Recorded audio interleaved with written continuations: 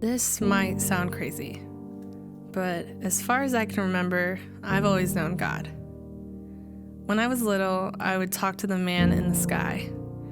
It's silly, but I did. I grew up in church, so I know all the Bible stories, who he is. The last few years, though, I've gotten to know God in a way that I didn't know was possible. You see, about 4 years ago, I was raped, and that broke me. It changed the way I saw my world. I questioned everything. I questioned my faith. I had just finished my first year at a Bible college when this happened. I was innocent and seeking after God, so I couldn't believe that this had happened. I became confused, bitter, and ashamed.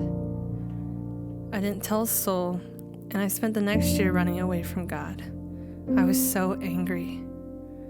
God, why? How could you let this happen? I was in the darkest place in my life, and after a while, I finally came to the end of myself, and God met me there, but with a question. A question that sparked a change in me. Why was I a Christian?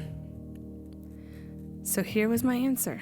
I mentioned earlier how I would talk to the man in the sky, but through that as a kid, it formed a relationship where I fell in love.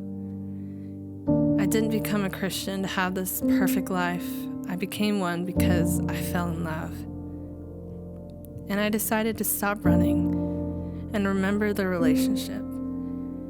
And I decided to put all the scriptures and what I've learned and read about God to the test. I put my faith to the test. How God can strengthen you, how God can renew you, how God heals. And he did just that. I had to see if it was all real, and he is. Isaiah 40:29, he gives strength to the weary and increases the power of the weak. God took me on a journey of healing. Following his steps, I went back to the Bible college. I went back to the church, and I rededicated my life, and I joined the freedom classes of my church, where the first time in my life, I experienced true freedom. And I got baptized again, and in that moment, everything that had happened just washed away.